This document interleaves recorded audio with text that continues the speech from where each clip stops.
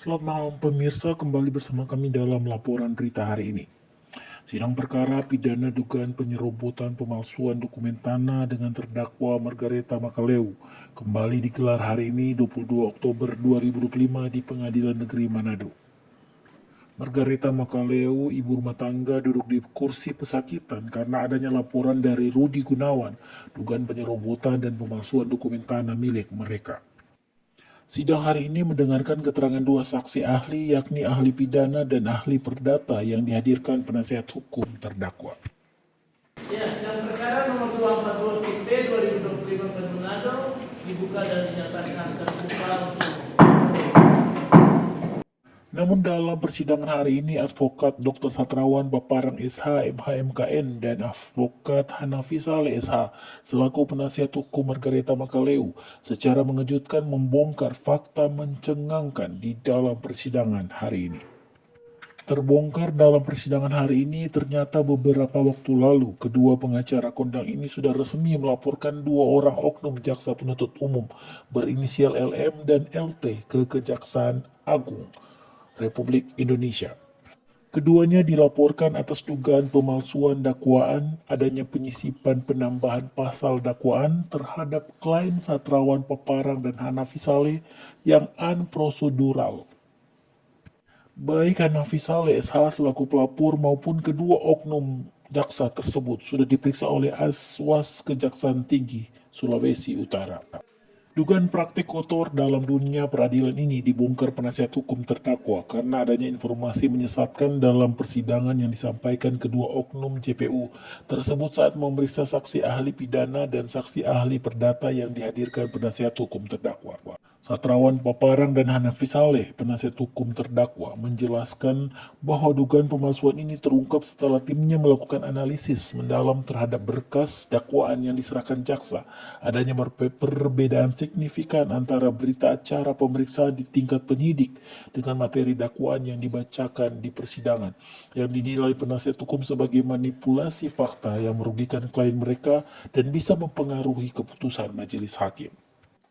Berikut cuplikan fakta yang terbongkar dalam persidangan hari ini yang disampaikan Satrawan Paparang dan Hanafi Saleh di hadapan tim majelis hakim yang dipimpin Ketua Majelis Hakim Yance Patiran SHMH, Hakim Anggota Ronald Masang SHMH, dan Hakim Anggota Mariani SH. Penegasan tadi dari Ketua Majelis yang mulia, bahwa terhadap keberadaan berkas perkara oleh penyidik sudah diajukan laporan oknumnya, ya, bukan institusinya. Dan terhadap keberadaan penyidik, oknum penyidik, sudah ada follow up tindak lanjut keluar dari bidang itu. Artinya sekarang akan di follow up dengan tindakan untuk kode etik. Sedangkan untuk jaksa penuntut umum oleh si penasihat hukum bulan dari ini diajukan resmi oknum ke Jaksa Agung Republik Indonesia dan turun periksa. Pertanyaannya, keberadaan ini bukan kami yang bilang. Mantan Hakim Agung M. Yahya Rahab di dalam bukunya mengatakan jika modelnya begini, maka ini dikualifikasi sebagai dakwaan palsu. Pendapat ahli bagaimana dengan oknum? Mohon penegasan di situ, bukan institusi. Silakan, itu pertanyaan aja. Oke, jadi kalau melaksanakan tugas tidak benar, jadi ada pengawasan internal yang akan diberikan sanksi terkait dengan perilaku penyidik, ya, oknum ya, oknum tidak. Karena di setiap kelembagaan negara kita mempunyai lembaga-lembaga etik, ya, ethics, ya, termasuk juga lembaga pengadilan, ya, ada komisi judisial, lembaga-lembaga semua punya lembaga-lembaga etik, badan kehormatan dan sebagainya. Tanggung jawabnya personal atau institusi Jadi itu? tanggung jawabnya secara personil. Sekarang ini menyangkut kode of conduct, ya, kode perilaku. Jadi kalau dakwaan yang demikian yang bertanggung jawab institusi atau pribadi dari jaksa yang tanda tangan? Ya, dari jaksa yang tanda tangan. Katakanlah sekarang ini si pengacaranya atau advokatnya penasihat hukum dari Wulandari mengajukan laporan kepada Jaksa Agung Jamwas dan lain, suruh perintah sampai dengan di bawah dilakukan pemeriksaan dan pengacaranya Wulandari diperiksa, termasuk laporan ini oknum atau institusi ahli? Ya, oknum. Oknum, cukup, lanjut. Ya, jadi untuk mempertegas apa yang sudah disampaikan oleh rekan kami yang mulia, kami sekedar menyampaikan atau menambahkan saja sebagai masukan apa yang dikatakan oleh saudara jaksa penuntut umum tadi, bahwa sejatinya menyangkut dengan tindakan jaksa penyidik maupun jaksa penuntut umum, menurut hemat kami setelah kami mempelajari berita acara ini, kami menganggap bahwa ini adalah sangat tidak profesional, sehingga kami telah melaporkan resmi untuk penyidik melalui Mabes Polri, Kabar Eskrim, Waka, sampai kami Propam, sampai dengan Kapolda. Itu sudah kami laporkan dan akan kami ajukan bukti dalam persidangan ini. Kemudian untuk jaksa penuntut umum, dalam hal ini satu adalah Ibu Lili Waya yang juga sempat sebut nama kami, jadi kami juga harus menyebutkan, wajib mengimbangi menyebut namanya. Itu juga sudah kami laporkan ke Kejagung dan kami sudah diminta keterangan, diambil keterangan oleh Aswas Kajati, dan kami sudah memberikan keterangan itu. Itu poinnya yang akan kami sampaikan tentang laporan yang apa yang disampaikan atau yang ditanyakan oleh pihak yang mulia majelis hakim tadi, dan konfirmasi dalam persidangan resmi ini. Kemudian menyangkut dengan pasal apa yang disampaikan oleh jaksa penuntut umum, bahwa objek itu sudah dieksekusi tahun 1977, itu sudah ada pertimbangan dalam putusan perkara, akan kami ajukan bukti dalam putusan perkara Maria Luntungan selaku penggugat lawan Janet Makaleo dan kawan-kawan atau terdakwa salah satunya dalam perkara nomor 559 PDTG 2023 PN Manado inkrah, putusan Mahkamah Agung juga sudah turun inkrah, dan itu sudah jadi pertimbangan yang kami tidak perlu membacakan itu, dan itu secara jelas bahwa itu hanya kurang lebih 20 kali 30 meter persegi, bukan menyangkut dengan objek secara keseluruhan. Ada di dalam putusan ini, akan kami ajukan bukti. Barangkali itu yang perlu kami sampaikan yang mulia sebagai penegasan saja. Itulah kasus itu dua-dua. Pengadilan negeri dan pengadilan tersangka. Dalam ranah pidana atau perdata? Perdata. Saat itu administrasi. Itu saja. Dan uji tadi. Cukup. Itu saja untuk perdata. Kita lanjut kepada ahli pidana. Sesuai dengan dakwaan, maka dari itu kami berpegang terhadap dakwaan tersebut. Ya. Menurut pendapat ahli, apa yang dimaksud dengan surat palsu? Ya. Yang kedua, apa yang dimaksud dengan menggunakan surat palsu? Ya. Dan apa yang dimaksud dengan membuat surat palsu? Oke, terima kasih. Jelaskan. Surat palsu adalah surat yang tidak benar, ya isinya, maupun dia mengubah bentuknya. Jadi surat itu dibuat dengan niat untuk merugikan orang lain. Jadi dan dia menggunakan seolah-olah itu sah, seolah-olah. Baru dalam pasal 261, 263 ayat 2 itu juga yang menggunakan. Jadi bukan cuma yang membuat, tetapi yang menggunakan surat palsu itu seolah-olah. Asal dia mengetahui, dia kena dengan pidana. Tapi kalau dia menggunakan tidak mengetahui, surat palsu itu dia tidak akan kena dengan tanggung jawab pidana. Jadi kalau pemalsuan surat itu, baik dia mengubah isi atau bentuknya palsu, maupun penerbitannya tidak sesuai prosedur, bentuknya, prosedurnya atau mekanisme atau tidak sesuai dengan peraturan perundang-undangan, itu dalam kategori tidak benar, palsu. Nah, syarat daripada bukti, alat bukti itu, syarat alat bukti adalah alat bukti yang sah dan tidak dipalsukan. Jadi itu yang syarat alat bukti ya. Sering kita menyampaikan alat bukti di pengadilan ini benar-benar rusak dan tidak dipalsukan. Sehingga ada juga alat bukti yang diuji di forensik, lab forensik untuk mendapatkan itu sah atau tidak. Ya. Saja di pemalsuan tanda tangan atau apa diuji lagi. Jadi harus benar-benar alat bukti ini harus syaratnya adalah biasa dan tidak dipalsukan. Kalau ditemukan itu dipalsukan, maka ini adalah kekuatan daripada alat bukti. Ya. Kemudian, kalau si A ini ya, masyarakat ini si A, diambil kertas, diambil pulpen, dia bikin gambar dia punya tanah. Si A diambil pulpen, dia gambar di kertas dia punya tanah, baru dia kasih batas-batas. Apakah itu masuk kategori memalsukan? Apakah membuat surat palsu? Atau saya punya tanah di Makassar, saya ambil pulpen, pena, saya gambar saya punya tanah, saya sketch saya punya tanah. Tetangga saya sebut sebelah utara ini, ya, saya ukur sendiri, saya punya tanah. Apakah ini bisa dikatakan memalsukan ataukah tidak? Ya, kalau memang dia benar, ya, benar ya. Ya.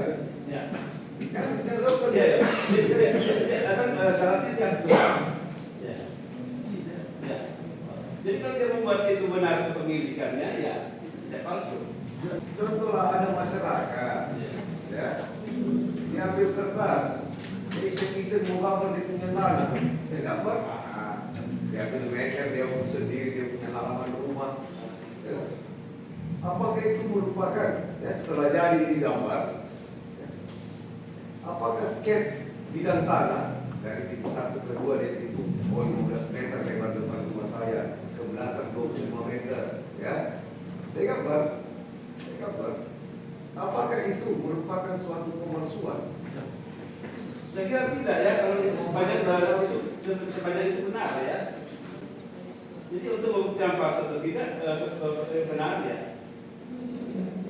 Karena dalam kategori pasal 2 dan 3 mengubah sesuatu yang mengubah surat yang tidak benar.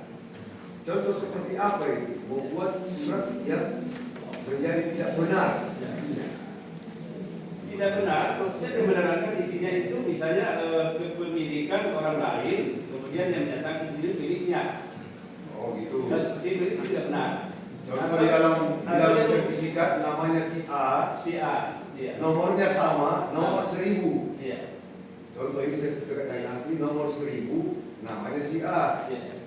Ada si X bikin nomornya sama 1000, tapi namanya si B. Seperti itu yang Seperti itu namanya ya. suka. Iya. Nomornya sama, hanya nama beda.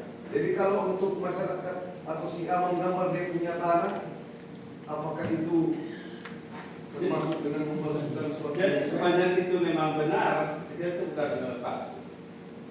Asal ukurannya dia benar. Tapi kalau dia menggambar ini terhadap suatu adanya dasar, Tidak benar ya. tunggu, dia menggambar ini atau gambar itu keluar karena ada dasar dari produk pengadilan, ya, ada produk pengadilan, contoh eksekusi, ya, pihak pengadilan yang menggambar berdasarkan putusan. Apakah ini bisa dikatakan ini institusi yang membuat berdasarkan eksekusi yang dilaksanakan? Apakah ini bisa dikatakan membuat surat palsu? Tidak, ya, karena itu sudah diuji dalam persidangan. Ya. Baik batas-batasnya setelah diuji. Dihubungkan dengan seperti tadi saudara katakan tadi, prosedur penerbitan. Prosedur penerbitan. Apakah ada kewenangan pengadilan dalam hal mengeksekusi, ya, atau praeksekusi, melakukan pemetaan atau gambar? Ada kewenangan pengadilan menurut ahli pidana? Jadi kalau gambar misalnya dalam gugatan itu selalu ada sidang lokasi ya. Sidang lokasi untuk memastikan dalil-dalil gugatan itu secara faktual atau sesuai atau tidak. di lapangan. Oke, kalau sudah dalam ranah pengadilan, pengadilan punya wewenang ya. Karena dalil yang disampaikan itu dibuktikan kembali di. Jadi ada kewenangan pengadilan juga membuat selain daripada BPN. Iya. Karena negara kita yang punya hak kewenangan BPN. Iya. Tapi karena ini ada case, jadi ada pengadilan. Iya. Sekarang, jikalau ada benturan antara gambar yang dibuat produk eksekusi tersebut dibenturkan dengan akte atau sertifikat tanah, ya, ini dibenturkan. Ini ranahnya kemana? Jadi begini ya, dalam penerbitan sertifikat ini sebetulnya memberikan kepastian hukum. Tetapi sertifikat ini kita dalam pembuktian dalam pendaftaran tanah ini kita menganut, kami pelajari juga yang namanya stel negatif bertendensi positif. Artinya, oke, negara mendaftarkan ini tanah ini, tetapi negara tidak akan menjamin kelak kemudian hari sepanjang ini dapat dibuktikan sebaliknya. Itu yang dimaksudkan stel negatif bertendensi positif. Singkatnya, Ya. jikalau ada benturan yang saya katakan tadi, Ya, dia dibawa ke mana? Dia kata hukum mana dia? Dia masuk pada ranah hukum perdata. Sudah titik. Tapi saya dipanjangkan lagi. Ya. Terima kasih. Nah, ahli pidana bilang bahwa ini Swiffer perdata murni. Tanggung jawab berkas perkara itu adalah tanggung jawab oknum. Makanya diduga kuat berkas perkara palsu. Penyidiknya sudah diajukan laporan, jaksanya diajukan laporan, dan dari jaksa agung turun tim periksa. Yang dilapor siapa? Itu jaksa penuntut, jadi oknum. Diambil keterangan siapa ya? Haji. Terus di perkara ini ahli perdata bilang, ini sertifikat ini bukan alat bukti mutlak. Alat bukti kuat sepanjang dibuktikan oleh pihak yang lain. Dalam hal ini terdakwa. Jadi perkara kemana? Ahli perdata mengatakan dengan pertanyaan kami, pertanyaan majelis hakim, bahwa ini wajib dibuktikan Swiffer perdata murni. Gugat perdata dulu. Nah, selanjutnya Pak Haji yang diperiksa silakan. Apa yang mau ditanya? Ya, gimana? Dalam fakta persidangan. Ya. Jadi intinya sebagaimana fakta persidangan tadi itu sudah disampaikan oleh pesan, itu memang fakta persidangannya begitu. Tapi itu sudah sangat jelas seperti itu. Nah, menyangkut dengan penyampaian jaksa penuntut umum yang menyangkut dengan sudah dieksekusi tahun 1977 atas objek perkara ini, itu dapat kami lumpuhkan nanti lewat putusan pengadilan. Itu putusan pengadilan tahun 2023. Bukti surat nanti akan kami ajukan bahwa sejatinya telah menjadi pertimbangan majelis hakim dalam perkara tersebut itu bahwa yang dieksekusi itu bukan objek secara keseluruhan, karena ada putusan serta-merta sehingga yang dieksekusi itu hanya menyangkut dengan beberapa luas tanah saja yang luasnya 20 kali 30, dan itu ada di dalam putusan. Sedangkan tanah yang menjadi objek daripada pihak pemohon eksekusi saat ini tanggal 22 November 2022 itu adalah seluas 23.000 sekian. Jadi bukan 20 kali 30, bukan. Jadi wajar kalau ahli mengatakan tadi, ahli perdata mengatakan sepanjang belum selesai eksekusi bisa dieksekusi lagi. Abang, di persidangan berikut ada kejutan-kejutan nanti, Bang? Wah, ini kejutannya kan sudah enak. Iya. Pak Hanafi sudah buka kartu sedikit, tapi belum banyak. Tunggu Persidangan tanggal mainnya. Sebab pendalaman materi kan beliau langsung berhadapan dengan pemeriksa. Kemudian ada ketegasan juga di sini menyangkut dengan apa yang gambar yang tadi disampaikan bahwa yang diduga palsu, yang menurut jaksa penuntut umum itu yang mengajukan itu saya dengan prinsipal saya, pada intinya bahwa saya selaku kuasa hukum ya ketika itu daripada Ibu Margareta terdakwa ini dan kawan-kawan maka intinya segala bukti yang saya terima dari klien saya itu wajib hukumnya untuk saya ajukan, saya sampaikan. Wajib hukumnya sebagai seorang lawyer. Wajib membuktikan kebenarannya. Saya wajib membuktikan kebenarannya. Nah, gitu. Jadi bukan memalsukan surat ya, tetapi menggunakan surat itu untuk mengklaim. Tunggu dulu, dua-dua punya bukti. Tapi ini bukan diajukan permohonan hak. Dasar ini sebagai apa? Yang disampaikan tadi, bukti tandingan. Nah, kami punya bukti, kita minta supaya BPN ukur. Jadi ini bukan diajukan permohonan hak. Dia menggambar itu berdasarkan kekuatan hukum putusan pengadilan. Jadi bukan karang ya. Makanya terlalu dangkal lah. Udahlah, perkara ini Brentijo sudah jumbo ke sana kemari, mari lihat fakta. Apa itu? Laporan terhadap hukum penyidik dan iya, karena kami mengikuti, walaupun kami ketika itu tidak mendampingi langsung oleh prinsipal kami dalam rangka lidik sampai dengan sidik, namun kami tetap mengikuti perkembangan lewat prinsipal kami, meminta informasi tentang hasil lidik, pasal apa, pasal yang disampaikan bahwa sejatinya itu yang diperiksa adalah pasal 167, tidak ada pasal 263. Pasal 263 ini secara jelas setelah kami dapat fakta ini dalam penyerahan berkas oleh penyidik ke penuntut umum dengan terdakwa, baru kagetlah kami karena dimuat dalam berita penyerahan itu pasal 263 dan 167. Pasal cangkupan. Nah, dengan demikian menurut kami bahwa ini ada apa?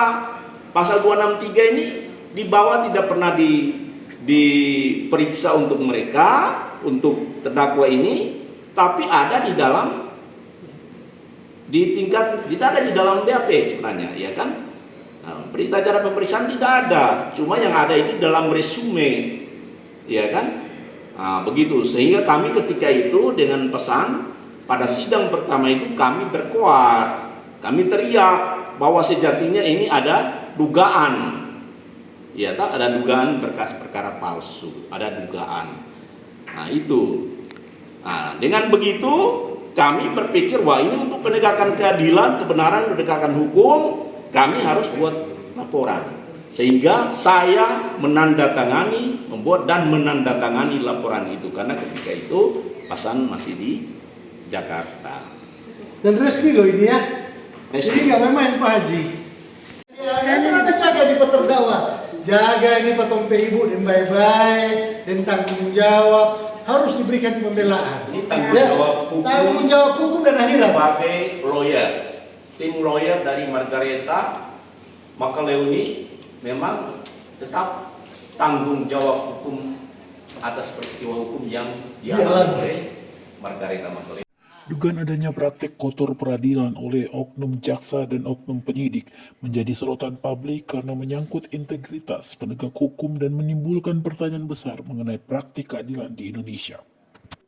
Berikut ini kami tayangkan siaran full sidang ini sebagai edukasi ke masyarakat. Demi Tuhan saya berjanji. Demi Tuhan saya berjanji Bahwa saya sebagai ahli dalam perkara ini akan memberikan pendapat terhadap soal-soal yang dikemukakan kepada saya menurut ilmu pengetahuan saya dengan sebaik-baiknya. Semoga Tuhan menolong saya. Amin.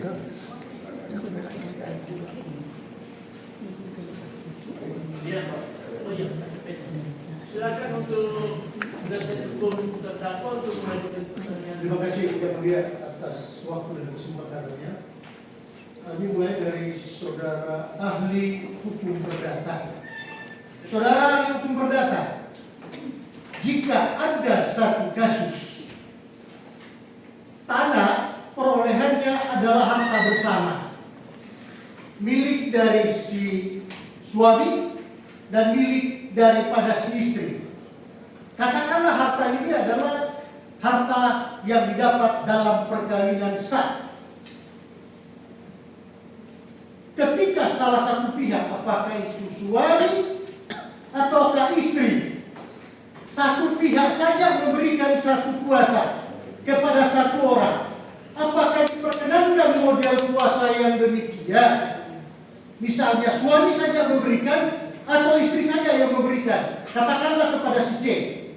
Silakan saudara ahli perdata menjabarkan secara strategis dari ilmu keperdataan. Itu dulu.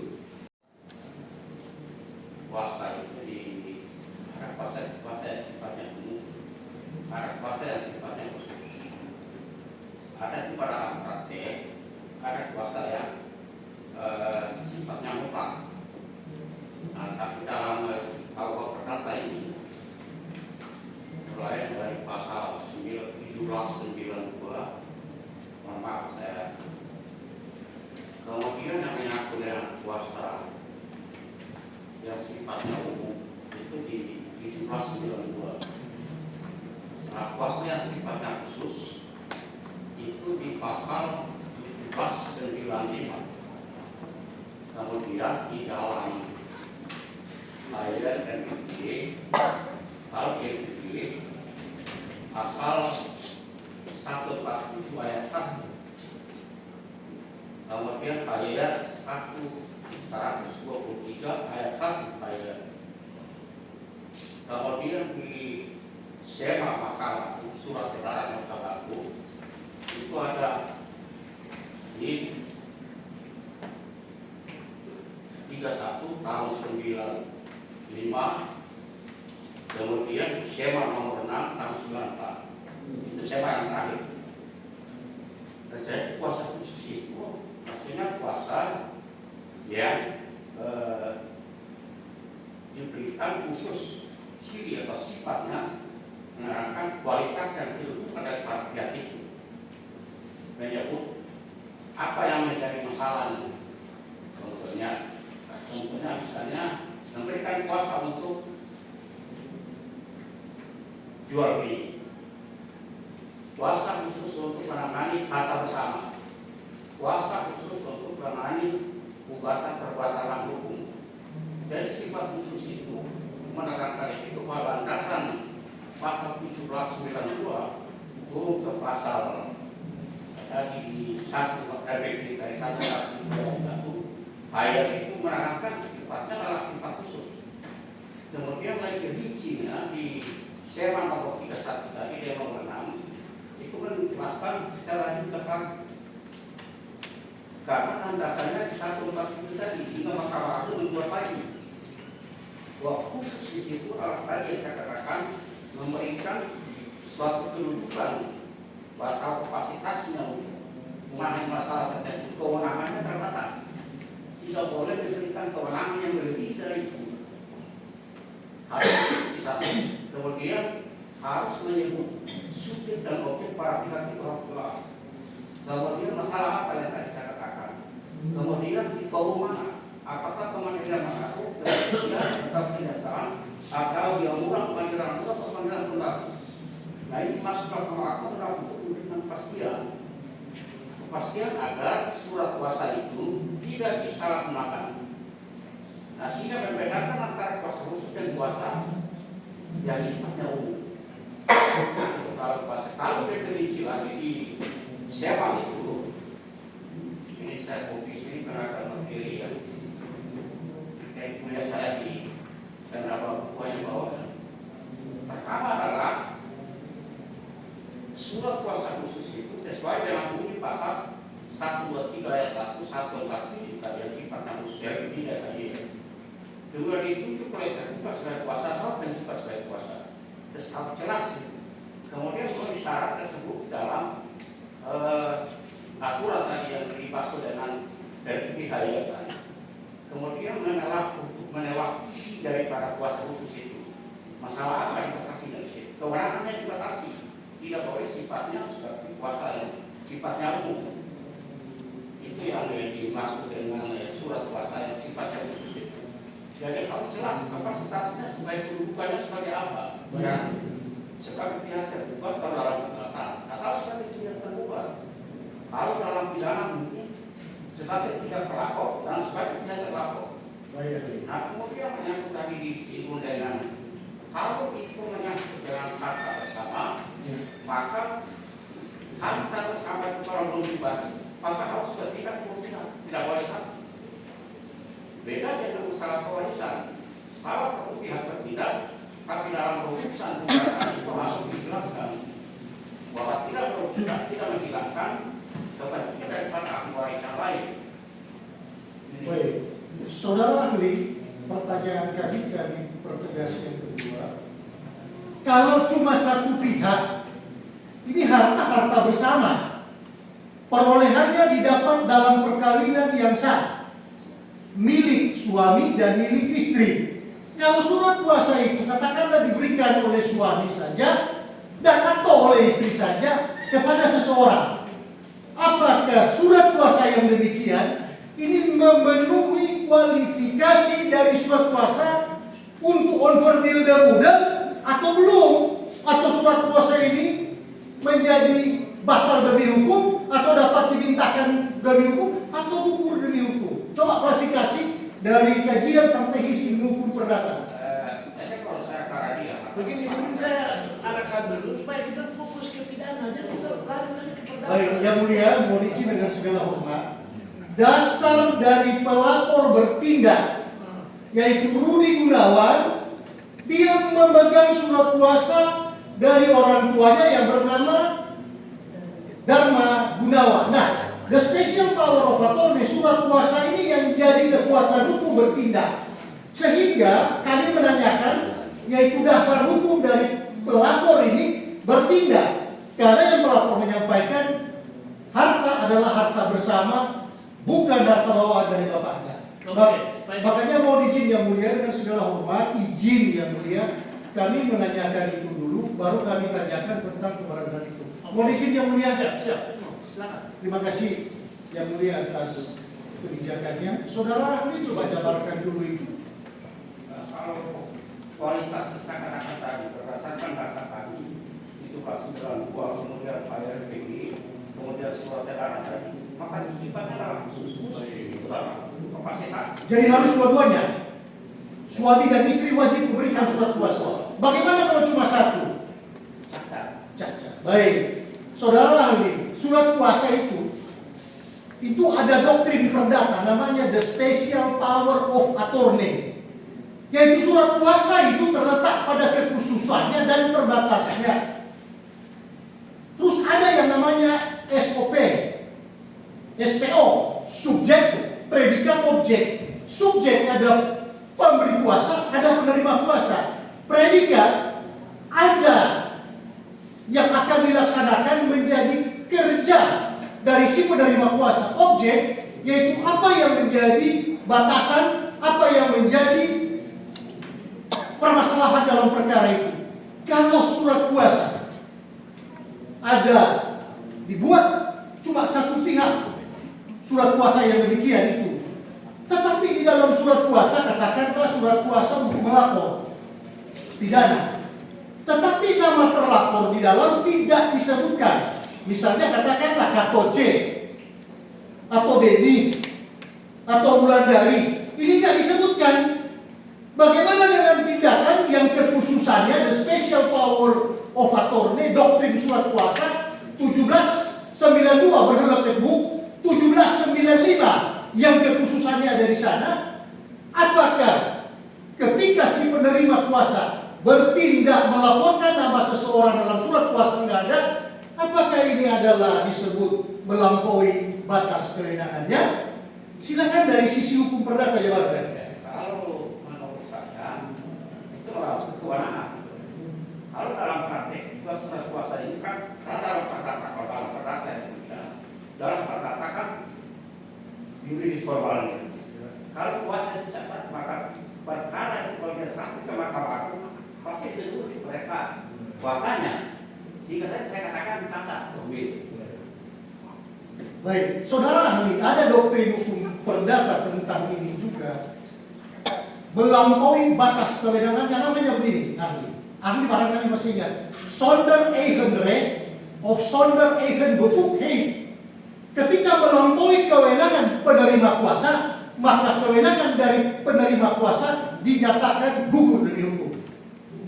Nah, pertanyaan kami, kalau ternyata surat kuasa melakukan proses surat kuasa melaporkan nama seseorang, katakanlah nama seseorang itu yang dilapor Wulandari. Wulandari tidak dimaksud dalam surat kuasa. Dengan doktrin surat kuasa yang membatasi, saya sampaikan tadi, bagaimana untuk perkara pidana? Kesannya kalau kata kewenangan tadi tidak karena kuasa khusus tadi kan sifat kuasa khusus itu adalah tidak boleh melakukan kewenangan yang diberikan, hanya terbatas untuk melihat di situ harus disebut objeknya apa yang dimaksud situ, kemudian subjeknya bagi penerima kuasa itu harus terang. Kemudian yang terakhir kan ada substitusi, dan setiap kuasa itu ada kuasa substitusi. Tapi dia bisa substitusi pada orang lain, kalau tidak bisa dia harus melaksanakan sendiri. Apakah surat kuasa dalam lapangan hukum perdata, dalam lapangan hukum dagang, dalam lapangan hukum administrasi atau tata negara, dan lapangan hukum pidana itu keseluruhan surat kuasa modelnya adalah merujuk kepada the special power of attorney? Ya, kuasa tidak ada khusus. Khusus ya? Bukan nomor perkara kalau sudah di kejaksaan, kalau tahap pendidikan harus misalnya dikeluarkan khususnya di situ. Baik, saudara. Forumnya itu maksudnya kan? Forumnya di mana? Forumnya di pengadilan negeri Manado, pengadilan negeri Lampung. Supaya jelas, dia tidak melampaui kewenangan daripada pemberi kuasa itu. Karena tidak boleh melampaui kewenangan itu. Saudara ahli, kalau ada sertifikat terbit, katakanlah sertifikat terbit di areal tanah seseorang atau di areal tanah, keberadaan sertifikat ini dibatas mula-mula dari kepemilikan, katakanlah milik si Wulandari, utara, timur, selatan, barat. Nama yang pemilik mula-mula sebelum ada sertifikat ini tidak pernah tercantum. Katakanlah pemilik dari sertifikat yang sebelum diterbitkan namanya adalah Abdul. Kepemilikan Abdul di utara, timur, selatan, barat tidak pernah ada.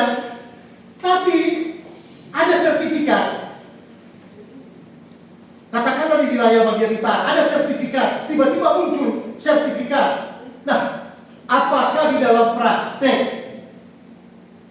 baik di mimbar kampus, baik dalam proses penegakan hukum perdata, di dalam sertifikat ada namanya asal hak atau asal konversi? Apakah nama, kepemilikan, asal usul tanah itu wajib dicantumkan dalam konversi kepemilikan sertifikat? Silakan ahli jabarkan dulu. Baik, terima kasih. Apakah asalnya konversi? Apakah asalnya dari jual beli, tukar, dan lain sebagainya? Kalau konversi maka tentukan di sana konversi. Kemudian sini batas-batas utara selatan itu wajib daripada suatu tanah harus tenang di sana. Dan kenapa harus dari sebagai pengukur dia harus tahu di mana letaknya. Batas barat, timur, selatan itu harus jelas. Kalau tidak jelas maka jelas klausul ini cacat. Kalau demikian jawaban ahli, bagaimana kalau ada satu kasus?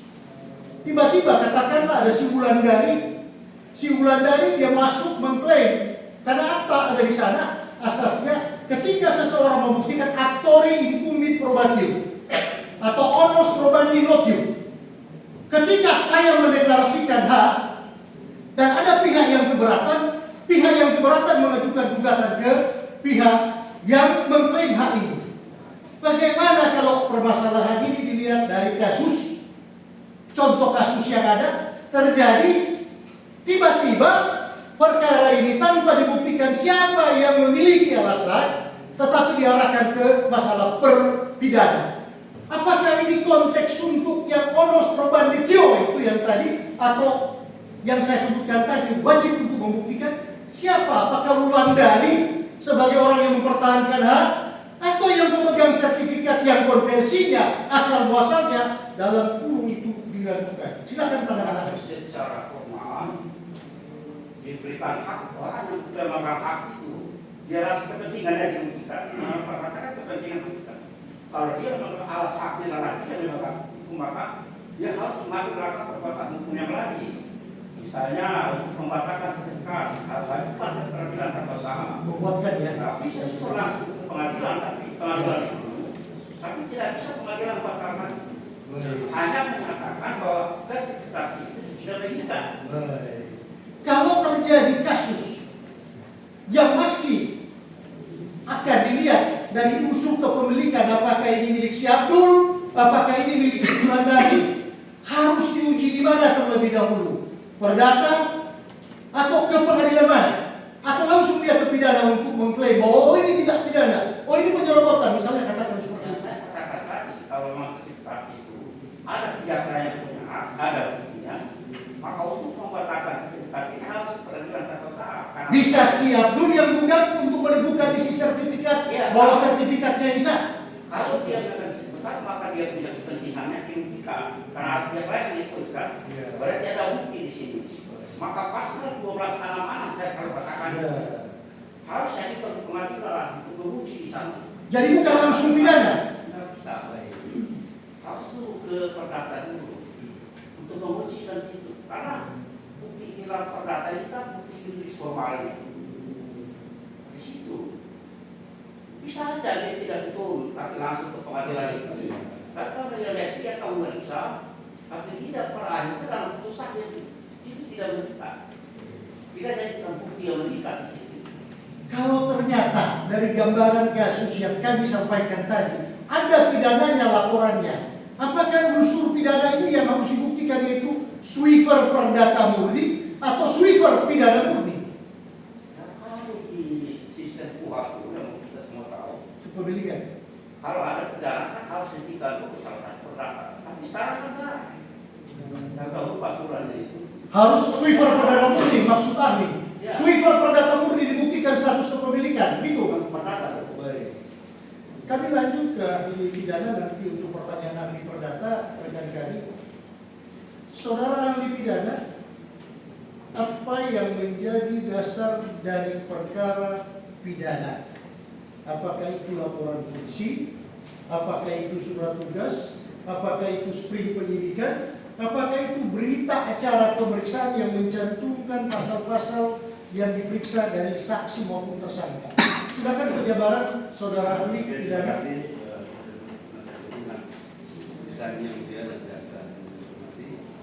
Di dalam integrated criminal justice system itu pintu masuk dalam laporan pidana itu melalui laporan. Jadi laporan itu kemudian dilakukanlah penyelidikan. Sehingga dasar untuk dilakukan penyelidikan itu adalah pada laporan. Seterusnya sampai pada penyidikan, dasar daripada penyelidikan adalah penyelidikan. Dan seterusnya. Jadi ketika laporan itu masuk dalam sebuah institusi lembaga kepolisian, maka secara administratif ini harus di backup secara administratif dengan kalau laporan itu adalah diwasi KPD oleh surat di depan itu, kemudian ada laporan model A dan model B, ya. Kemudian dilanjutkan dengan ada surat tugas itu administrasi ya, administrasi dalam kepolisian. Baru ada sprindik ya dikeluarkan kepolisian itu sudah ada dasar hukum yang bertindak oleh kepolisian sampai seterusnya ada pemeriksaan proses verbal lewat berita acara pemeriksaan. Jadi ini semua rangkaian ini termasuk juga mengenakan pasal-pasal yang disangkakan. Jadi mulai dari laporan full paket pengumpulan keterangan ya, barang bukti, surat tugas, Prinsip juga sidik wajib harus lanjutkan pasal-pasal. jadi sudah dimulai dengan administrasi kepolisian dan sudah dicantumkan karena melakukan penugasan kepada penyidik itu dengan dari suatu tertentu ya dengan kasus tertentu. Jadi sampai pasal juga harus dicantumkan secara administrasi. Di dalam peraturan Kapolri nomor 6 tahun 2019 di situ ditekankan bahwa dasar bertindak penyidik adalah laporan polisi. Baik dalam membuat sprint sidik, baik dalam membuat berita acara pemeriksaan. harus dicantumkan pasal. Nah, bagaimana kalau satu kasus, katakanlah seseorang si Wulandari disangka, dilaporkan oleh si Abdul lapor Wulandari dengan pasal laporan polisi adalah 167 KUH pidana. Laporan polisi ada, surat perintah tugas ada, 167 sprint sidik ada, 167 penyerobotan. Di dalam pemeriksaan saksi-saksi termuat dalam berita acara pemeriksaan hanya dicantumkan pasal 167 KUH pidana. Tidak ada pasal lain. Katakanlah A, tidak ada yang pencantuman pasal 263 KUH pidana. Nah, tetapi ini hadirin, ketika berkas perkara ini diajukan untuk minta petunjuk kepada jaksa penuntut umum, bolak-balik tidak pernah ada petunjuk untuk dilakukan penambahan pasal 263. Jadilah berkas perkara. Ketika berkas perkara jadi di filing, maka pada sampul perkara atau cover perkara ada pasal yang dicangkok, yaitu pasal 263. Ada resume yang dicangkok 263. Pertanyaan kami kepada ahli ada dua. Pertama, apakah dimungkinkan pasal 263 ini menjadi pasal cangkokan? Karena di dalam yang kami uraikan tadi tidak ada pasal 263. Bagaimana membuat cover perkara 263? Terus bagaimana membuat analisa yuridis atau resume dengan mencangkokkan 263? Dalam praktek penegakan hukum, mohon ahli hukum pidana menjabarkan hal ini. Ini dibenarkan atau enggak? Apakah ini lebih tradisi disebut dengan rekayasa berkas perkara palsu atau apa? Silakan ahli jabarkan. Oke, jadi begini ya. Ketika proses yang tadi akan disebutkan kriminalisasi sistem itu, sebetulnya antara dua lembaga ini ada pengawasan horizontal. Ya. Apabila perkara itu sudah pro justisia, ya naik ke penyidikan, maka jaksa juga harus melakukan fungsi pengawasan. Bahkan sampai pada Stop dulu, mohon izin yang mulia dengan segala hormat. Karena tidak izin untuk merekam persidangan ini, ada orang-orang yang rekam, khususnya si pelapor yang rekam. Mohon dengan segala hormat karena ini pro justisia. Minta penegasan dari yang mulia supaya menghapus rekaman itu. Ini bukan konsumsi publik. Terima kasih. Yang di belakang ini kan wartawan. Bukan. Adalah pelapor dalam perkara ini yaitu Rudi Gunawan. Ya, tidak usah direkam ya. Nanti kalau mau dilihat nanti dari yang wartawan, ada wartawan. Siap. Ya. Izin yang mulia, hanya stresi saja. Saudara Andi, silakan melanjutkan. Jadi pada saat perkara itu sudah naik pada penyidikan secara dalam PRK nomor 6 tahun 2019 tentang tindak pidana penyidikan, maka lembaga kejaksaan sebagai penuntut umum harus mengetahui. Maka mereka secara administratif mengirimkan SPDP ya, surat perintah dimulainya penyidikan. Nah, pada saat itu ada fungsi pengawasan horizontal terhadap berkas perkara sebelum ada penyerahan, istilahnya penyerahan kalau dari kepolisian ke kejaksaan, istilah pelimpahan dari kejaksaan ke pengadilan. Jadi sebelum itu dilimpahkan pada saat penyerahan berkas perkara itu SPDP, maka ada satu proses yang harus dilakukan oleh kejaksaan, yaitu adalah pra-penuntutan. Jadi pada saat berkas perkara itu dilimpahkan, maka dia jaksa sudah mempelajari dalam pasal 14. Dia harus mempelajari selama 10 hari, mempelajari berkas, meneliti berkas perkara itu.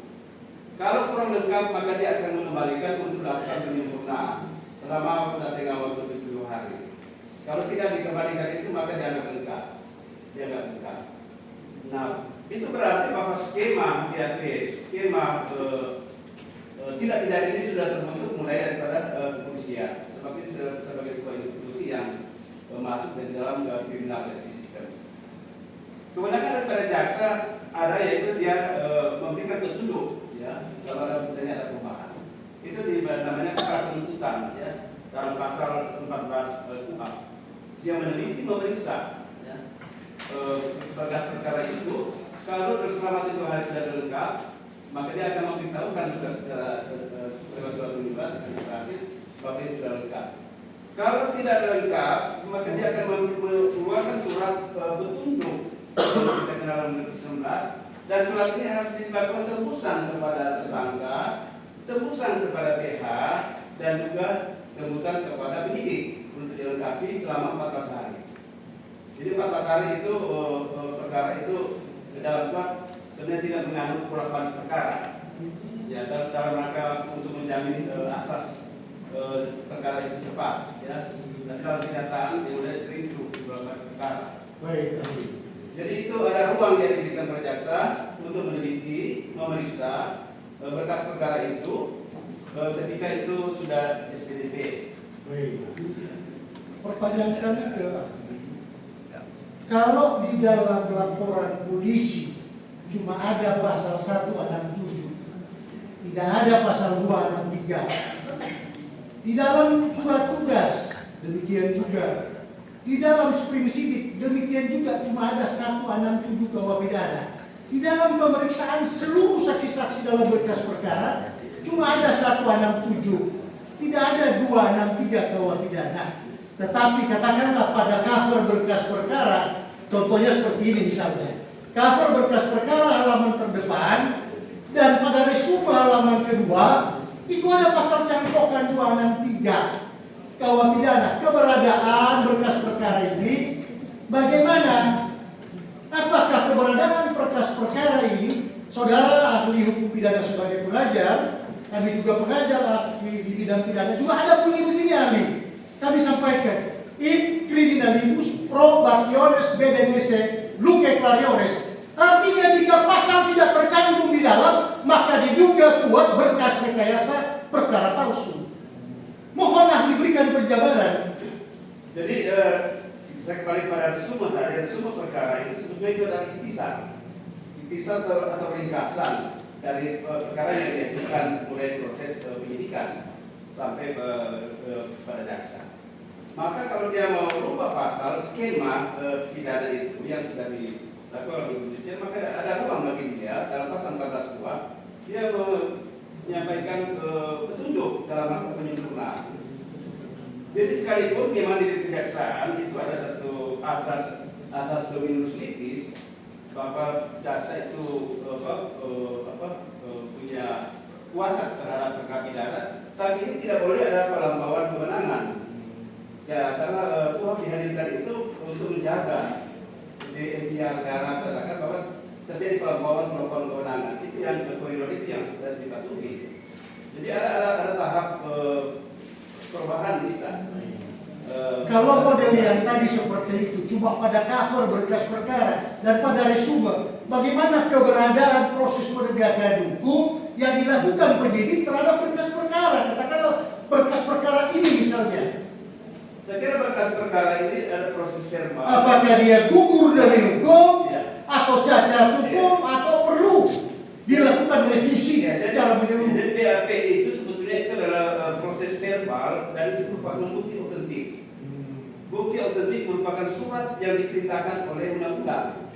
Jadi polisi melaksanakan pekerjaan tugas itu berdasarkan undang-undang kepolisian. Jadi memang sudah tidak bisa diletakkan sepanjang itu tidak ada petunjuk. Terus berkas perkara yang ahli sampaikan itu berkas perkara gugur diubah ini dalam tidak ada dasar pijakan, maka berkas perkara ini bisa dikatakan tidak benar ya. Saudara ahli, kami ingatkan Yahya Harahap, mantan Hakim Agung Republik Indonesia, secara tegas mengatakan jika ada pasal yang didakwakan oleh jaksa penuntut umum di dalam dakwaannya, dalam LP tidak ada, di dalam surat tugas prinsip, di dalam pemeriksaan saksi-saksi tidak ada, maka kata Yahya Harahap diduga kuat dakwaan itu palsu. Sehubungan dengan pasal yang adalah pasal cangkokan, katakanlah cuma resume berkas perkara dan hanya pada cover perkara modelnya seperti ini, tidak pada rangkaian BAP yang ada. Sehubungan dengan pandangan dari Yahya Harahap seperti ini, dari kajian strategis ilmu hukum pidana, bagaimana ahli memandang kalau ini terjadi dalam dunia real? Jadi Bagaimana keberadaan berkas perkara khususnya dakwaan saudara jaksa penuntut umum? Jadi kalau terkait dengan pembuatan surat yang tidak benar itu masuk dalam pidana itu pasal 23. Membuat surat yang tidak benar palsu. Apakah dakwaan juga masuk diklasifikasikan ke 263? Ya bisa. Kalau Bisa. Tidak bisa kalau tidak sesuai. Baik. Tidak benar. Ya. Apakah itu menjadi kewenangan hakim untuk memerintahkan panitera atau perkara tersendiri? Ajukan laporan oleh yang merasa dirugikan haknya kepada si jaksa penuntut umum. Ya sekali ini bisa dilakukan dalam laporan secara tersendiri. Ya. Secara tersendiri. Baik. Dari kami ada satu kemarin saya baca penegasan Jaksa Agung Republik Indonesia. Ada 3. Yang pertama yaitu memberikan perintah dari jaksa yang di pusat sampai ke daerah profesional. Yang kedua, kalau dapat temuan seperti ini ajukan laporan resmi. Dan yang ketiga, masyarakat dan para akademisi sebagai kontrol kinerja dari jaksa. Bagaimana ahli memandang kalau terjadi kasus demikian dan instruksi Bapak Jaksa Agung? Silakan ahli jabarkan. Saya kira ini dalam rangka bersih-bersih ya, dalam rangka enforcement penegakan hukum harus dilakukan sesuai dengan ketentuan yang ada. Jadi kalau dalam rangka penegakan hukum benar-benar aparat penegak hukum sebagai alat negara ini memang dia harus profesional. Dia harus profesional termasuk dalam tugasnya pembuatan dakwaan misalnya jaksa. Karena di dalam pasal 143 syarat pembuatan dakwaan itu ada syarat formil dan syarat material. Syarat formil dalam sebuah dakwaan itu dakwaan harus dicantumkan tanggal dan tempat, kemudian ada identitas daripada terdakwa, formilnya, kemudian surat dakwaan itu harus ditandatangani oleh JPU. Sedangkan syarat material itu merupakan ada uraian perkara yang secara singkat, jelas, cermat dan lengkap. Yang di dalamnya ada tempus delicti dan locus delicti. Nah, kecermatan inilah asas cermat atau ketelitian. Pasal itu harus dipadukan dengan fakta, fact, ya, fakta yang ada. Ini yang sering diperdebatkan di dalam persidangan. Kecermatan ini dari JPU yang selalu itu di dalam persidangan. Karena ini harus dipadukan dengan fact, ya, fakta. Jadi fakta-fakta itulah yang dimasukkan dalam resume seperti tadi. Intisar daripada perkara itu. Tidak mungkin resumenya cuma 2 halaman, dia tebalnya begini. Ya. Saudara ahli, pertanyaan kami lanjut. Kalau ternyata dari gambaran kasus seperti itu, berkas perkara, ada dakwaan yang modelnya seperti begitu, gambaran kasus dan diajukan dalam persidangan, bagaimana dengan nasib berkas perkara? Apa ini berkas perkara yang diduga kuat itu wajib harus utuh atau wajib diduga kuat itu ada unsur rekayasa berkas perkara? Kira ini pendapat kami skema perkara yang dibentuk oleh kepolisian yang bekerja berdasarkan undang-undang tidak sesuai dengan apa yang dilakukan oleh kejaksaan. Dan ini bertentangan dengan asas yang kami sebutkan tadi dalam proses kriminalisasi sistem. Dari mulai dari laporan semua dia nyambung semua sampai pada putusan pengadilan. Jangan sampai misalnya dibelokkan. Pasal yang dibelokkan dia tidak sesuai karena proses cukup panjang sebenarnya ada proses penyidikan. Ya, tugas dari kepolisian adalah observasi, ya, mengumpulkan keterangan yang menunjang pasal yang akan disangkakan, pemeriksaan saksi-saksi, bukti surat, memberikan keterangan ahli, semua dalam proses. Jadi ini pertanyaan kalau ada petunjuk maka itu kewenangan dari jaksa dalam proses pra-penuntutan. Pra-penuntutan ketika jaksa menerima maka jaksa mau mempelajari, memeriksa dan meneliti. Kalau ada kekurangan maka dia akan memberikan penjelasan sekarang sebelum P19 adalah petunjuk bagi kepolisian penyidik untuk melengkapi dan menyempurnakan selama tengah waktu. Ini semua diatur oleh Tuhan. Saudara ahli, bagaimana kalau satu kasus, gambaran kasus, siapa memiliki sertifikat di atas areal tanah. Si B merasa bahwa dia memiliki hak di atas tanah ini berdasarkan surat-surat yang dia miliki. Keberadaan si B ketika dia masuk untuk mengklaim keberadaannya, katakan si Wulandari. Wulandari merasa bahwa ini adalah kepemilikannya dia. Sebab dasar yang diduga keberadaan sertifikat, menurut si Wulandari, keberadaan milik dari pemegang hak sertifikat si Abdul ini itu diragukan. Sebab di utara, timur, selatan, barat itu nggak ada milik dari seseorang. Tiba-tiba tampak di sertifikat ini. Kalau kasus di lapangan seperti begini, si Abdul punya sertifikat, si Wulandari punya alasan-alasan. Katakan ada putusan pengadilan si Wulandari. Ketika Abdul mengajukan laporan, katakan laporan polisi, oh si Wulandari melakukan penyerobotan. Nah, apakah yang wajib dibuktikan terlebih dahulu itu pidananya? Boleh duduk saja, jangan berdiri. Terima kasih yang mulia. Apakah yang dibuktikan terlebih dahulu pidananya atau sengketa kepemilikan? Ya, oke. Mohon penjabaran dari Jadi ahli. kalau kita lihat case tadi itu, si B itu mempunyai alasan ya. Si Wulandari, Si Wulandari punya alasan yang sah, ya, alasan yang sah. Cuma karena ini sebuah negara mewajibkan untuk setiap tanah ini harus didaftarkan, pendaftaran tanah. Tapi mungkin belum sempat didaftarkan secara administrasi negara. Begitu banyak alasan-alasan masyarakat atau penduduk yang kurang mampu sekalipun mereka mempunyai alasan. Tapi kemudian sekonyong-konyong satu ketika terbitlah ada sertifikat. Maka yang memiliki sertifikat ini sering ini dilindungi oleh aparat penegak hukum karena dia sudah ada sertifikat, kemudian melaporkan si B.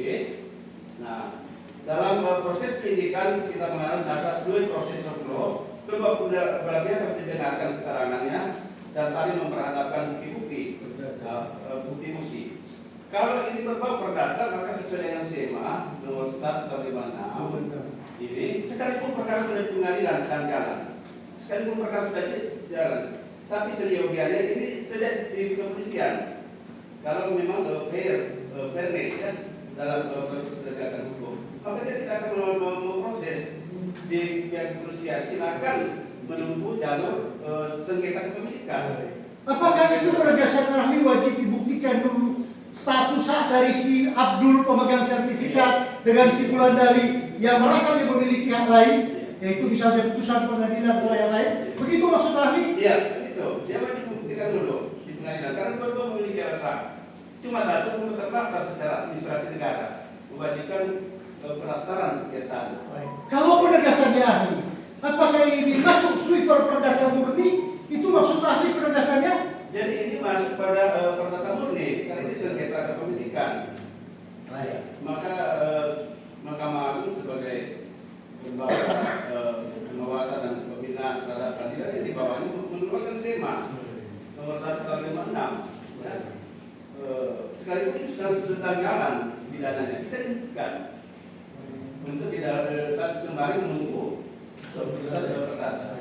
Saudara ahli, kalau katakanlah si Wulandari dituduh, disangka, didakwa bahwa dia adalah orang yang memasang baliho.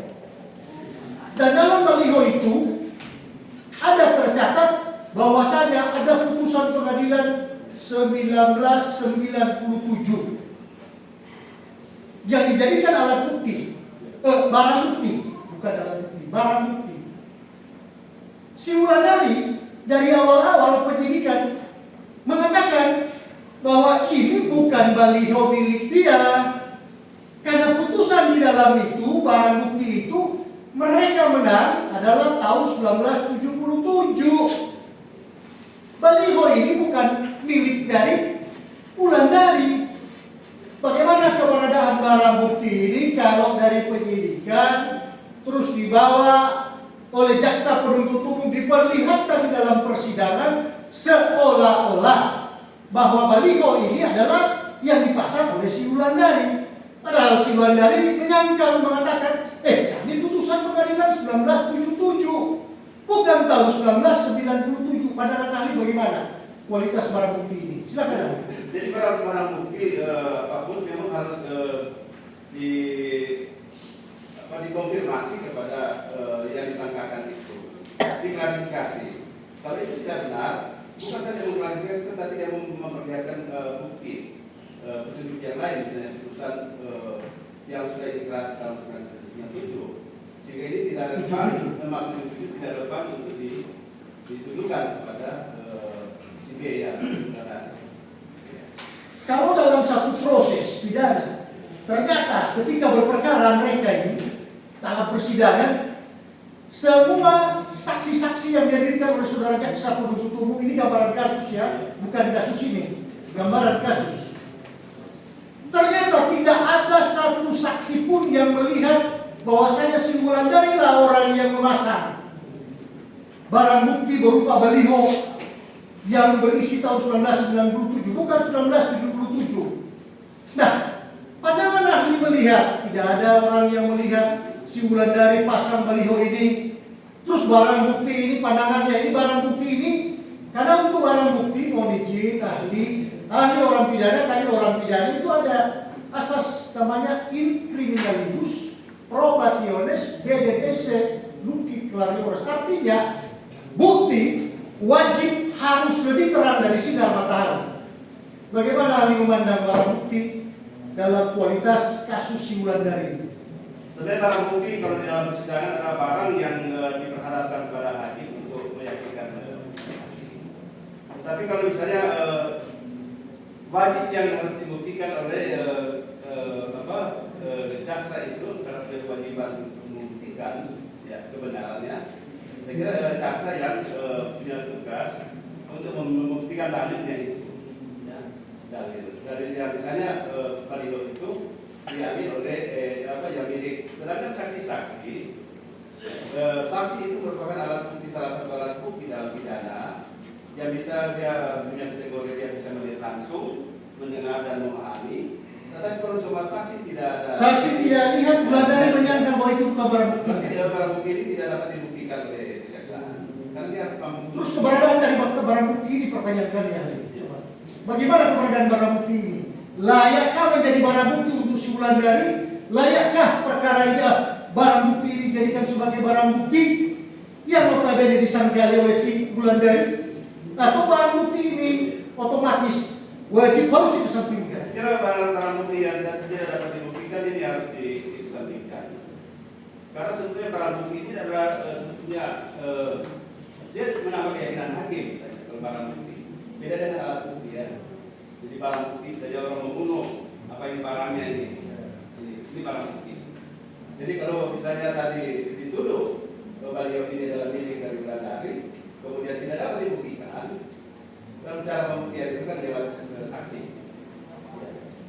Dan ini tidak bisa, ini patut dikesampingkan. Tidak dapat membuktikan keyakinan kita. Nanti mohon izin yang mulia rekan kami.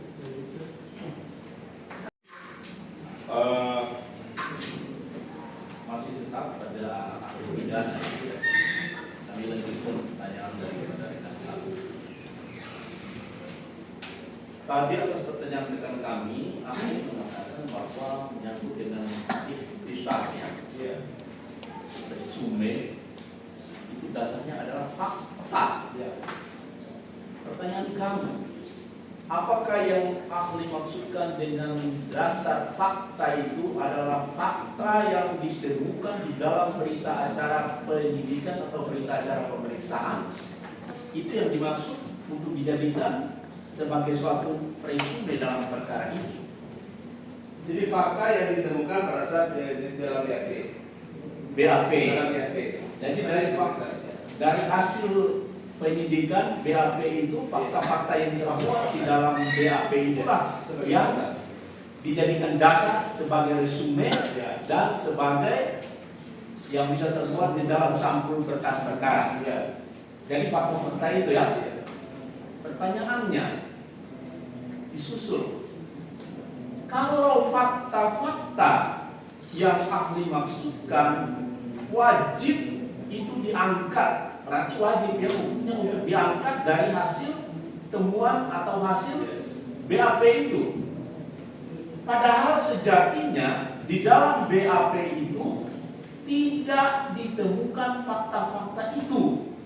Tidak ditemukan, misalnya fakta pasal 263 itu tidak ditemukan dalam BAP, tapi dimuat di dalam resume sebagai suatu kesimpulan, seolah-olah itu ada, kemudian di dalam daftar sampul berkas perkara. Bagaimana? Jadi saya kira dalam perkara pidana bukti-bukti administrasi ini harus dilakukan penelusuran. Ya, bukan saja kita melihat pada dakwaan, tetapi mulai dari proses criminal justice system itu mulai daripada pintu masuk laporan itu seperti apa, kemudian BAP-nya seperti apa, skema kasusnya kemudian sampai pada kita tidak bisa melihat di permukaan saja dakwaan, tetapi mungkin tebalnya ya ada di bawah itu semua itu harus dilihat dan dinilai oleh hakim. Karena proses itu bukan dia berdiri sendiri secara terpisah, tetapi sebuah rangkaian proses criminal justice system mulai dari laporan penyidikan yang mungkin ada kelas 1 di 19 semua harus merupakan satu kesatuan yang terintegrasi ya dalam penegakan hukum. Jadi tidak bisa tunggal-tunggal. Kalau memang itu tiba-tiba muncul pasal tidak sesuai dengan fakta, ya ini memberikan pada yang mulia untuk menilai ya apakah ini palsu atau patut dikesampingkan. Karena ini sebuah proses yang harus dapat dipertanggungjawabkan dalam proses penegakan. Iya. Kenapa sampai pertanyaan ini kami ajukan ke ahli? Karena sesuai dengan fakta di dalam berkas perkara itu mulai dari noten P. Laporan polisi adalah pasalnya pasal tunggal yaitu 167.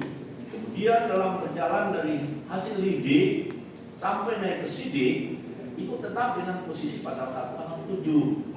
Tidak ada keterkaitan dengan 263.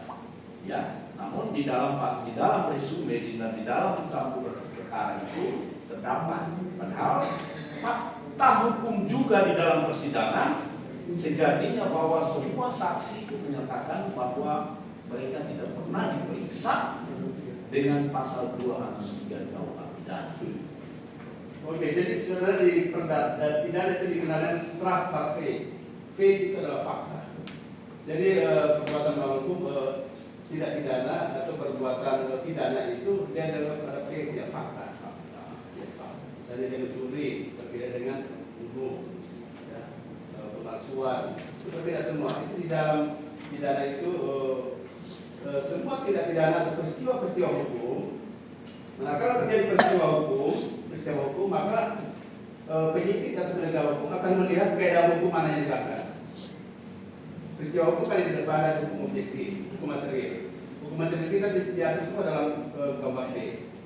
Dan KUHP mengandung asas legalitas. Tidak ada suatu perbuatan yang dapat dipidana bila ada aturan yang mengatur sebelumnya. Jadi kalau ada peristiwa hukum di depan merupakan fact atau fakta itu, ya kemudian ada laporan, maka tugas bagi penegak hukum untuk melihat ke belakang kaidah hukum mana yang dilanggar. Kaidah hukumnya itu ada di dalam di dalam KUHP ya, hasil santunan dari Menkum Van Stafre ya menjadi KUHP. Jadi akan dilihat di situ fakta itu, makanya dalam penyusunan dakwaan itu pasal 1 atau 3 itu sangat cermat salah satu. Cermatan atau ketelitian memasangkan pasal itu sesuai dengan fakta, dipadukan dengan fakta. Jadi tidak boleh ada pasal yang berdiri sendiri ya, tidak ada peristiwa hukum apa?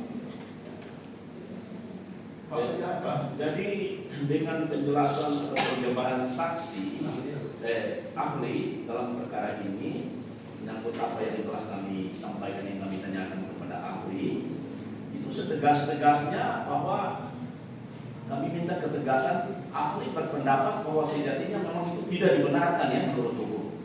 Ya tidak dibenarkan. Tidak dibenarkan. Ya. Tidak dibenarkan ya. Oke. Kami beralih ke ahli perdata ya.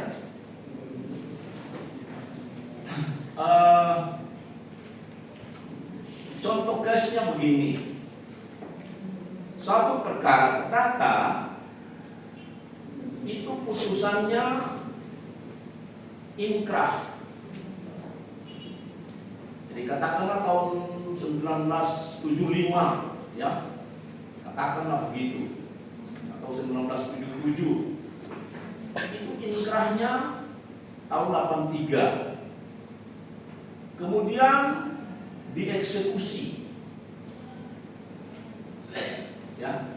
Jadi dalam proses berperkara tahun 1977, ya, 76, 77 sampai dengan putusan 83, itu tidak ada pihak B. Misalnya pihak B yang kebetulan terbit haknya di atas tanah objek sengketa itu, ya. Jadi tadinya ini masih antara pihak, tidak ada pihak C, masih antara pihak A dan pihak B sebagai pihak penggugat dan pihak tergugat. Tiba-tiba dalam proses berperkara itu ada pihak yang mengalihkan hak objek perkara tanah objek perkara itu kepada pihak B. Ya. Namun setelah datang putusan pengadilan yang intinya menghukum pihak tergugat dan atau siapa saja yang mendapat hak daripadanya segera meninggalkan atau keluar atau menyerahkan objek itu kepada. Kemudian sampai pada pelaksanaan eksekusi ada pihak E dan pihak F melakukan perlawanan, tapi perlawanan itu tetap kalah. Tetap pemohon eksekusilah yang menang.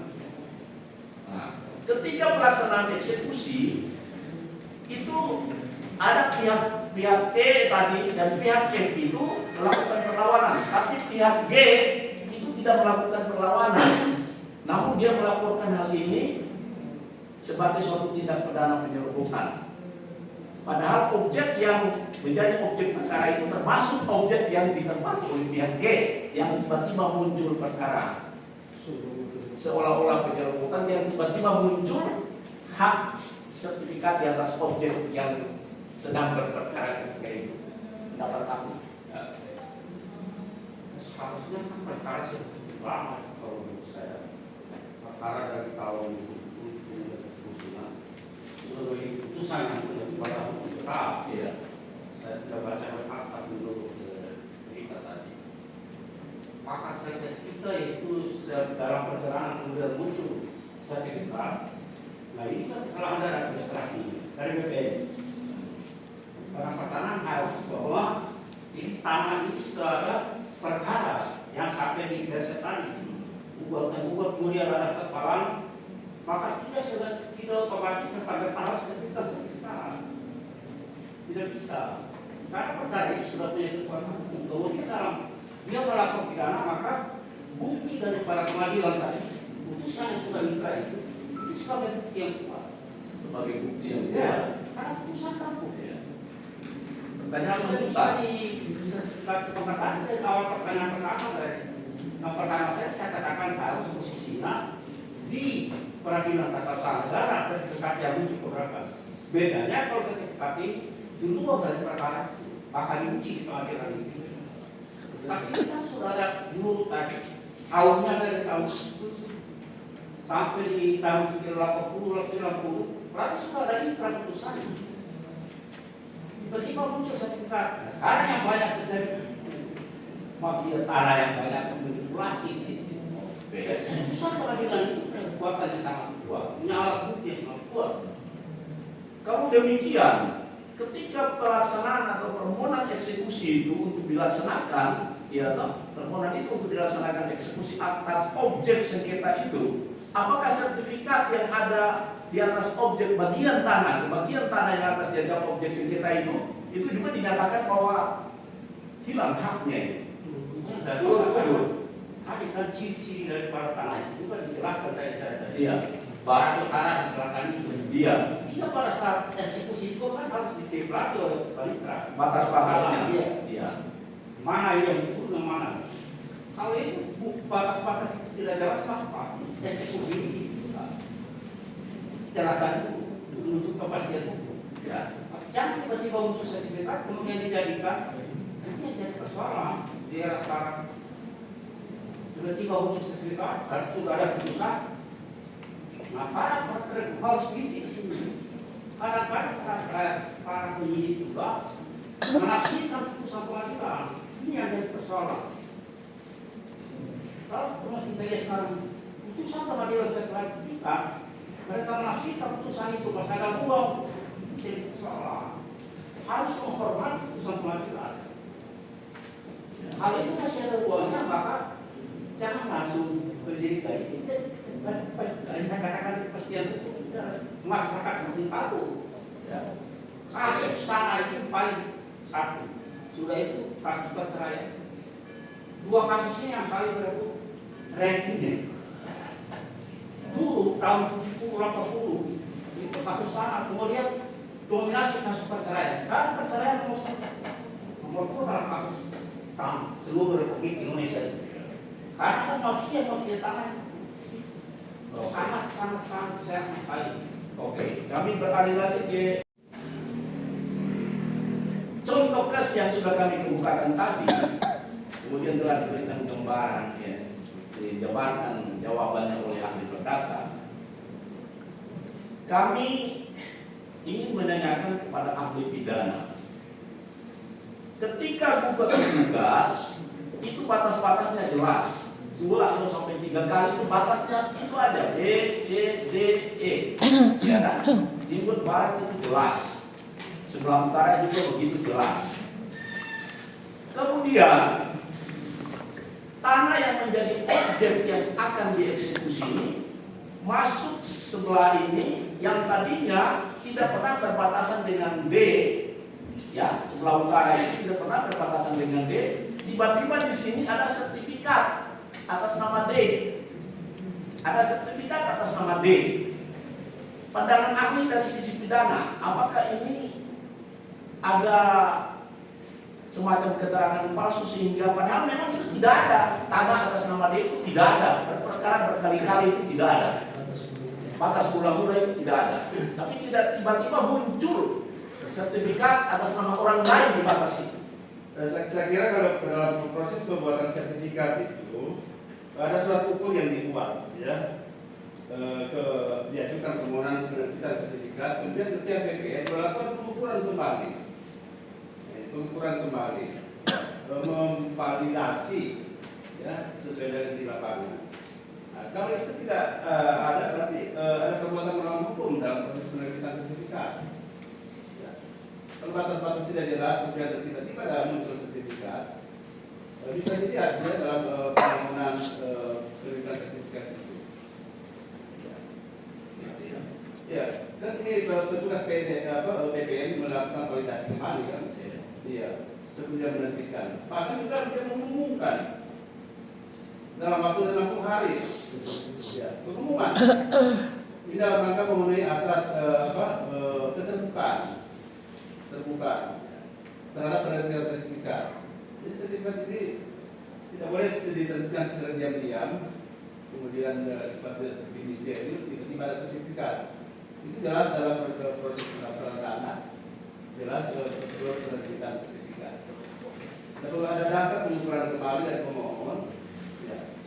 Kalau terjadi ya sindikat ya dengan pihak BPN, saya kira ini banyak yang terjadi sehingga terjalan sertifikat ini ya bukan dibatalkan oleh BPN, dinyatakan tidak mempunyai kekuatan yang mengikat. Karena mengatakan sertifikat itu adalah kompetensi absolut dari peradilan tata negara. Jadi sekali lagi tadi tidak kami sampaikan dalam proses penegakan hukum, kalau kedua belah pihak ada dasar hukum yang kuat, satu punya sertifikat, satu punya rasa yang sah, putusan pengembalian ditambah dengan putusan pengadilan, punya surat-surat sejauhnya perkara ini dihentikan di tahap penyidikan dan dipersilakan untuk melanjutkan dalam sengketa ya kepemilikan hak di secara perdata atau betul. Jadi saya Izin Yang Mulia, satu pertanyaan untuk ahli pidana, satu pertanyaan untuk ahli perdata. Saudara ahli perdata sudah banyak tadi disampaikan. Kalau di utara, timur, selatan, barat, misalnya tanah dari Wulandari, tanah mula-mula di dalam register umum itu tidak ada misalnya nama, misalnya di bagian utara milik dari Magdalena, misalnya nama seseorang. Tidak ada nama Magdalena, utara, timur, selatan, barat. Tiba-tiba terbit sertifikat atas nama si Abdul ini, dasar haknya Abdul mengatakan, loh, gua beli dari si Magdalena.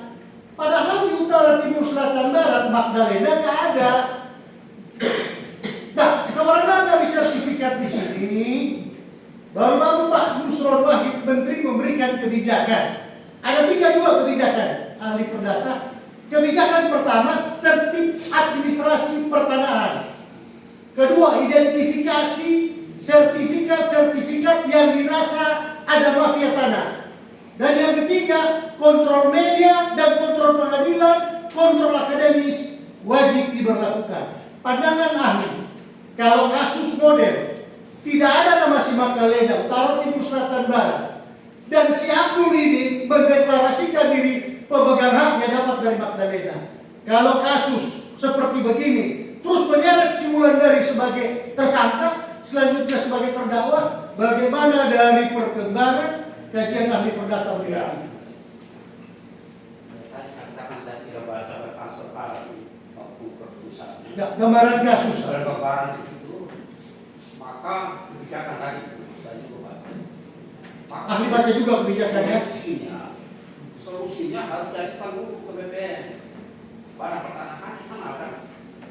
Ada yang pada sesi tampil sesi mengenai. Nah, kalau tidak ada bakalan kedua harus itu. Nah, kan sudah ada putusan tadi, tapi ternyata pada saat eksekusi ini tidak masuk, tapi tiba-tiba muncul sertifikat. Nah, maka itu ada ubatannya, batasan ruangan.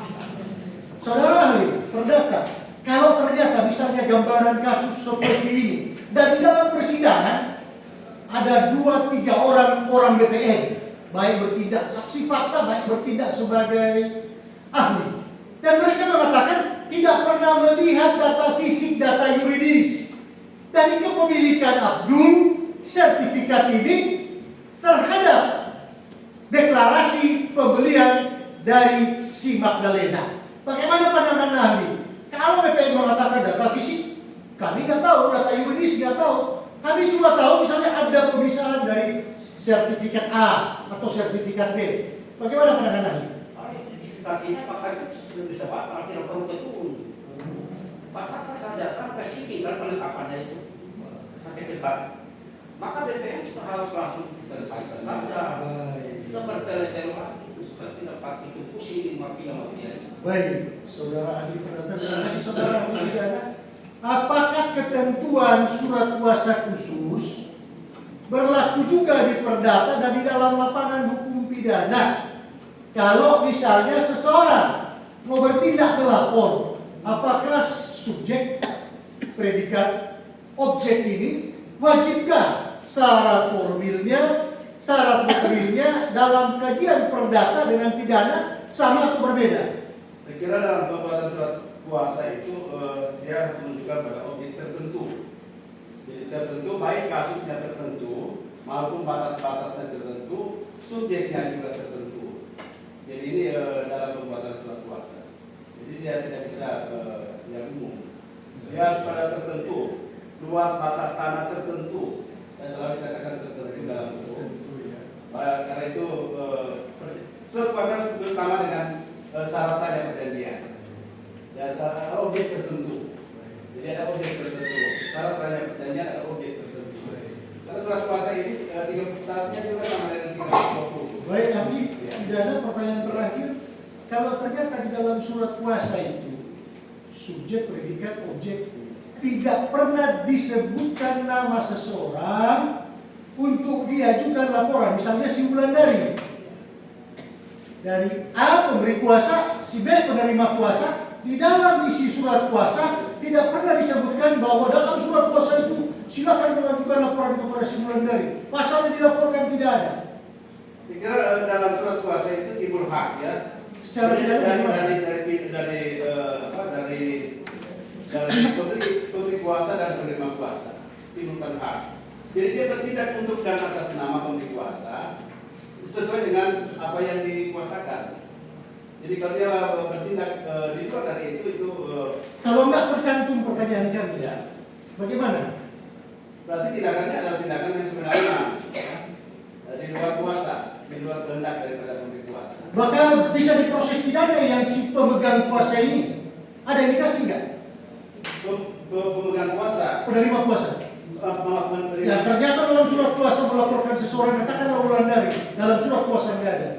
ya kalau penerima kuasa tentunya PH penasihat hukum. Enggak, kita nggak bilang mau PH atau apa, penerima kuasa aja. Dia tidak penerima kuasa, tapi dia menyampaikan laporan yang tidak benar. Cukup Pak. Terima kasih. Nah, terus mengenai delik aduan, coba ahli memaparkan tentang delik aduan. Kalau delik aduan, apakah harus ada yang melapor? Kalau umpama tidak delik aduan, boleh penyidik mengetahui bahwa itu ada suatu kejahatan. Contohnya seperti 167, 263, apakah walaupun tidak ada aduan boleh diproses? Jadi delik aduan atau kelah delik itu mereka yang merasa diadukan itu yang wajib memberikan laporan. Ya, beda dengan kasus-kasus yang akan delik aduan. Ya. Jadi yang mengadu ya misalnya kasus ringan atau apa, kalau dia datang langsung melapor. Karena yang kena pada dia adalah yang bersangkutan. Ya, misalnya martabat atau pencemaran nama baik, ya. Yang kelah delik, ya, yang mengadukan. Soalnya dalam kasus Tidak boleh ada polisi langsung masuk di dalam itu, sementara dia mungkin tidak merasakan. Soalnya kalau mengenai dakwaan palsu itu institusi sama seperti ada putusan palsu berbahaya yang membuat itu maupun institusi kita hancur. Ini mengenai institusi besar antara kepolisian dan kejaksaan. Jadi kasus ini menjadi menarik itu walaupun kasusnya kelihatan kecil, tapi menyangkut dua institusi yang besar ini. Satu sebagai penyidik, satu sebagai penuntut. Saya kira ini oknum ya yang Iya. oknum yang sama seperti di kepolisian ada oknum ya, oknum. Kalau idealnya adalah sama seperti kata-kata tadi, semua koridor hukumnya diatur di dalam KUHP. Perkara ini yang dalam posisi pengawasan horizontal, karena dia bertanggung jawab membawa perkara di pengadilan pidana jaksa, maka dia memberikan petunjuk atau dilakukan pengawasan secara horizontal. Bukan dalam arti pengawasan ini saling membawahi antara lembaga institusi, tetapi mereka kepolisian dan kejaksaan bukan yang sama, tapi punya tupoksi ya yang berbeda. Jadi ada yang namanya pra penuntutan, pasal 14 KUHP itu mengatur. Ada petunjuk, ya silakan kalau kita mendalami berkas perkara dilihat secara formilnya itu, kalau ada petunjuk itu tidak, harus Ya, mungkin untuk ahli cukup untuk terdaftar. Minta maaf seperti tadi saya katakan, saya tidak akan tanya kalau saya berpatokan ke dakwaan ya. Gimana? Pertanyaan. Gimana? Boleh menunggu saya berikan pendapat. Yang pertanyaan itu baca Ustaz. Ya, Dengan institusi tadi. pidana kan sudah ada ahli pidananya. Bisa saya berpendapat? Berpendapat bagaimana? Ya, baik, terima kasih. Kalau menurut saya, institusi pengadilan, yudikatif, kemudian jaksa, kepolisian, ini institusi yang kita hormati. Tapi kalau praktis yang sekarang saya lihat, ini telah tindakan personal, tindakan institusi. Tapi mengatasnamakan institusi, Pak. Manusia kan biasa. Sekarang kan kepolisian itu mau direformasi kepolisian. Jadi kita tidak mengedepankan institusinya itu baik, tapi tindakan manusianya yang tidak baik, identitasnya. Nah, sehingga menurut saya harus kita bedakan institusi dengan tindakan personalnya. Orang yang di dalam institusi itu harus dibersihkan hukum. Apakah sesuai? Maka bukan institusinya yang kita persalahkan, tapi personalnya individu itu yang disalahkan. Ya, silakan penuntut umum untuk mengajukan pertanyaan. Jadi, di dalam berkas perkara tersebut, kami pun mengisi bahwa ditambahkan pasal yang kena pada pasal yang tercantum sekarang, yaitu 263. Maka terjadilah pasal 263 itu dipasangkan dalam berkas perkara. Mana mungkin penyidik mencantumkan berkas perkara itu pasal 263 tanpa ada petunjuk dari hakim? Itu mustahil. Tanpa ada petunjuk. Jadi prosedur untuk penelitian berkas perkara kami teliti, Pak. Jadi kami ada petunjuk B18, B19 menerangkan mengenai pasal 263 itu. Jadi tidak mungkin ya kalau penyidik mengembalikan lagi berkas perkara itu tanpa dicantumkan pasal 263. Itu mungkin yang kami luruskan, Pak ya. Masih ada? Ada ya. Ada yang mulia. Mohon izin yang mulia. Saudara ahli pidana, penegasan tadi dari Ketua Majelis yang mulia, Saudara Jaksa, bahwa terhadap keberadaan berkas perkara oleh penyidik sudah diajukan laporan oknumnya ya, bukan institusinya. Dan terhadap keberadaan penyidik, oknum penyidik, sudah ada follow up tindak lanjut keluar dari bidang itu. Artinya sekarang akan di follow up dengan tindakan untuk kode etik. Sedangkan untuk jaksa penuntut umum oleh si penasihat hukum bulan dari ini diajukan resmi oknum ke Jaksa Agung Republik Indonesia dan turun periksa. Pertanyaannya, keberadaan ini bukan kami yang bilang. Mantan Hakim Agung M. Yahya Rahab di dalam bukunya mengatakan jika modelnya begini, maka ini dikualifikasi sebagai dakwaan palsu. Pendapat ahli bagaimana dengan oknum? Mohon penegasan di situ, bukan institusi. Silakan, itu pertanyaannya. Oke, jadi kalau melaksanakan tugas tidak benar, jadi ada pengawasan internal yang akan diberikan sanksi terkait dengan perilaku penyidik ya, oknum ya, oknum tidak. Karena di setiap kelembagaan negara kita mempunyai lembaga-lembaga etik ya, ethics ya, termasuk juga lembaga pengadilan ya, ada komisi judisial. Lembaga-lembaga semua punya lembaga-lembaga etik, badan kehormatan dan sebagainya. Tanggung jawabnya personal atau institusi itu? Tanggung jawabnya secara personal, karena ini menyangkut kode of conduct, kode perilaku. Jadi kalau dakwaan yang demikian yang bertanggung jawab institusi atau pribadi dari jaksa yang tanda tangan? Ya, dari jaksa yang tanda tangan. Katakanlah sekarang ini si pengacaranya atau advokatnya penasihat hukum dari Wulandari mengajukan laporan kepada Jaksa Agung Jamwas dan lain, suruh perintah sampai dengan di bawah dilakukan pemeriksaan dan pengacaranya si Wulandari diperiksa, termasuk laporan ini oknum atau institusi ahli? Ya, oknum. Oknum, cukup, lanjut.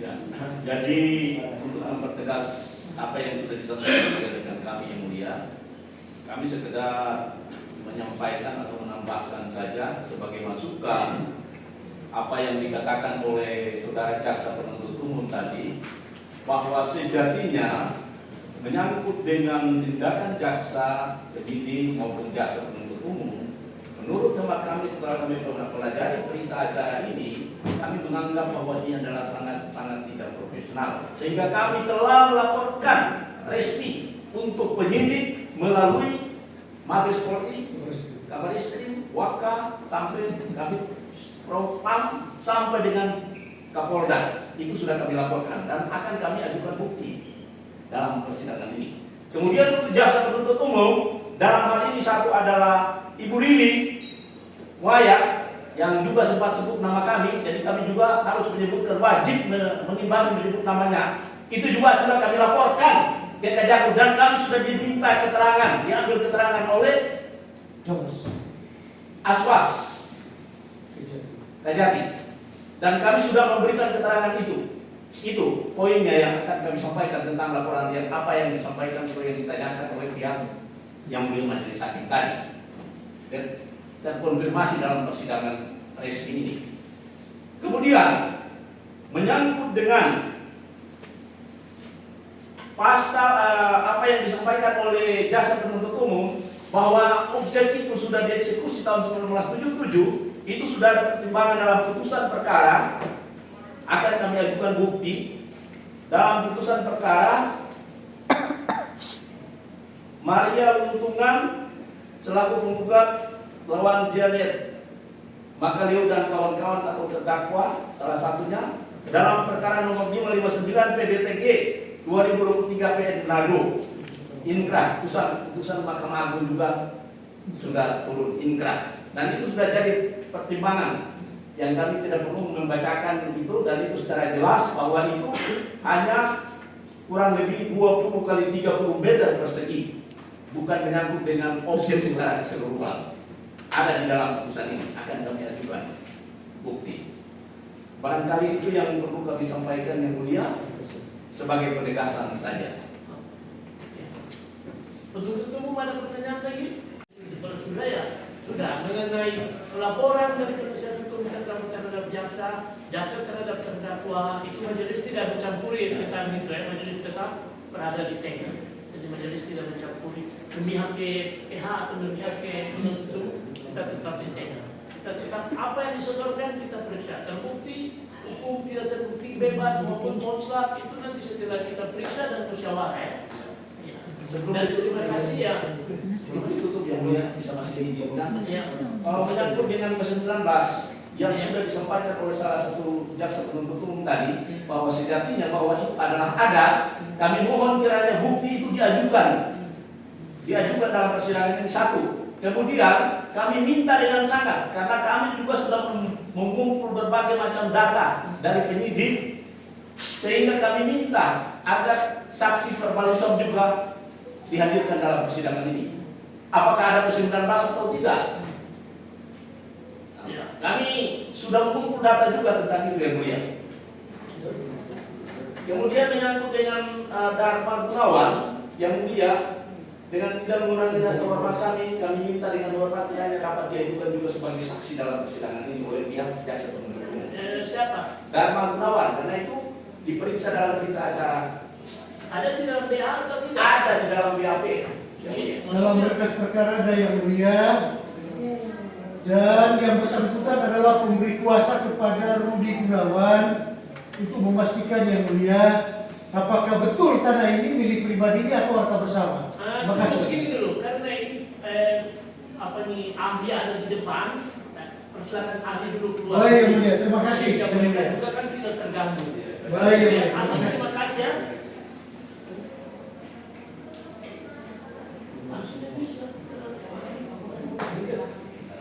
Sudah bisa.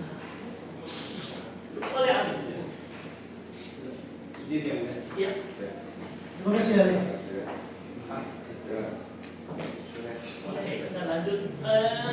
Bagaimana bisa hadirkan saksi yang diminta dan kawan sama penyidik berbarisan. Jadi kalau umpama saya pikir P19 ada, kita tidak perlu lihat, tapi kita hadirkan berbarisan, kita tanya berbarisan. Baik, siap yang mulia. Ya ada, ya atau bukan? Siap yang mulia. Izin yang mulia, jadi itu tadi Pak Anda bilang kan sudah diperiksa di kejaksaan. Apakah pada waktu diperiksa oleh pemeriksa tidak menunjukkan itu? Sangat tidak menunjukkan itu. Tidak menunjukkan ke-19. Dan Apa mau dikasih tunjuk sekarang atau tunggu perbarisan? Surat demikian Pak akan kami laporkan dulu ke pimpinan kami. Apakah surat tersebut bisa dibawa? Oke. Kalau perbarisan kapan bisa? Perbarisan Minggu depan? Soalnya kita harus buru waktu karena anggota saya satu akan pindah ke Bitung. Kalau dia kasus ini, dia akan tertahan terus. Hari Senin jadi pemeriksaan. Kalau Gunawan, Dharma Gunawan, begitu ya? Iya. Jadi yang mulia, apa yang disampaikan oleh jaksa penuntut umum itu kami juga sudah mendapat informasi dari pihak penyidik. Ketika informasi yang diberikan kepada kami bahwa sejati TPS 19 itu yang di tangan penyidik itu ada seorang jaksa yang tidak bisa saya sebut namanya. Ada seorang jaksa ketika heboh di permukaan tentang berita ini, maka ada seorang jaksa yang ingin menemui penyidik untuk meminta kembali P19, tapi tidak dikasih. Maka kami akan minta tandingan P19 juga yang ada di tangan penyidik, bukan semata-mata ada di tangan jaksa. Itu yang makanya tadi saya bilang sayangkan di kasus ini, seandainya kemarin peradilan jebol tidak ada P19. Kami yang mulia tidak mengajukan pra peradilan.